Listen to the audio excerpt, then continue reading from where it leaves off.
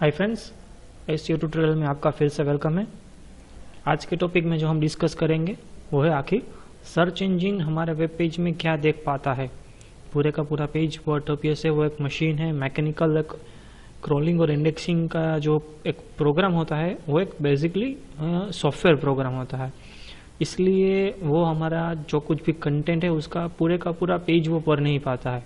जैसे कि हमने CSS ग्राफिक्स पुटअप किए, फ्लैश पुटअप किया है, तो डिटेल में उसके बारे में हम देखेंगे कि अगर आपको अपना पेज या अपनी वेबसाइट सर्च इंजन में रैंकिंग में लानी है तो आपके जो कुछ भी कीवर्ड्स है, जैसे कि आपके वेबसाइट में कोई रेसिपी के बारे में है तो रेसिपी वर्ड जो है आपको कहाँ कहाँ पे रखना चाहिए, जिसकी मदद से आसानी से गूगल वो आपके पेज को समझ पाए और अच्छा सा रैंकिंग देके उसको सर्च रिजल्ट पेज में वो दिखा पाए।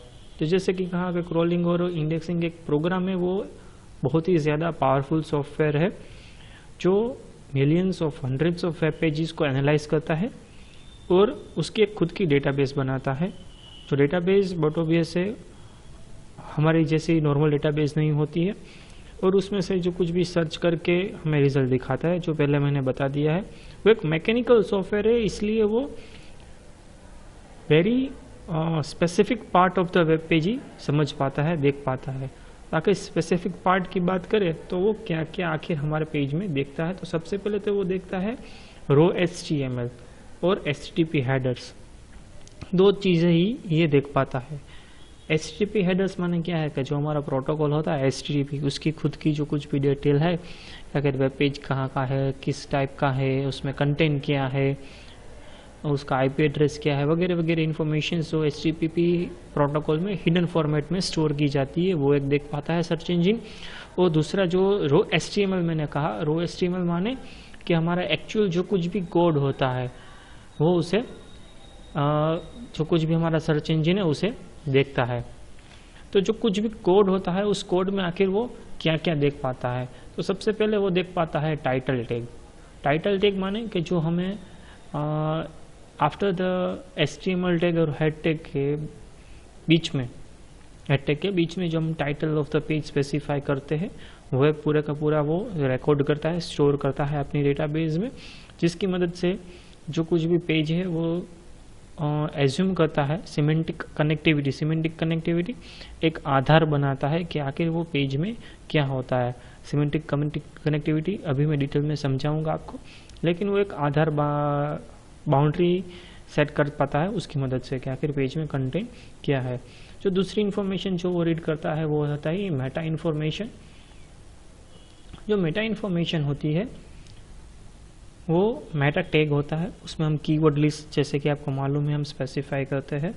वो लिस्ट में से जो कुछ भी रिलेवेंट कीवर्ड्स होते हैं अगर मैच हो जाएंगे आपका जो कुछ भी कंटेंट है और यूज़र जो कुछ भी सर्च कर रहा है तो वो डिस्प्ले करेगा। लेकिन स्पैमर्स माने कि वो एक ऐसे लोग जो सर्च इंजन को गुमराह करना चाहते हैं, कंफ्यूज करना चाहते हैं, जो पेज का कंटेंट एक्चुअल नहीं होता है फिर भी वो मेटा कीवर्ड में उस कीवर्ड्स को ऐड करते हैं और जो यूज़र जो कंटेंट नहीं चाहता है उसे भी वो दिखाई पड़ता है। जैसे कि आपका कोई ऐसी वेबसाइट है जो बच्चों को देखनी नहीं चाहिए, या कुछ ऐसी वेबसाइट है जो आप पब्लिकली व्यू नहीं कर सकते हैं, ऐसी वेबसाइट में वो कॉमन वर्ड्स ऐड कर देते हैं, जैसे कि ये रेसिपी है, ये टेस्ट है, वगैरह वगैरह वगैरह। तो ये जैसे कि आप जब कुछ भी सर्च करते हैं तो वो आपको रिलेवेंट कीवर्ड मेटा कीवर्ड्स की मदद से वो मैच हो जाएगा तो गूगल उसे दिखाएगा।